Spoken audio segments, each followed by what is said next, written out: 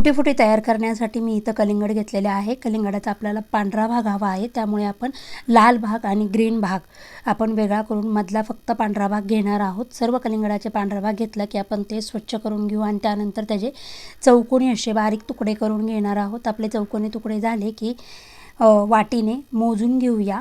इथे मी 1-2 वाटी कलिंगडाचे काप भरलेले आहेत, त्यासाठी 1 वाटी साखर 1 वाटी पाणी घेऊन आपण या पाण्याला उकळी आली की त्यामध्ये कलिंगडाचे काप टाकून घेऊया आणि पारदर्शक होईपर्यंत शिजवून घेणार आहोत।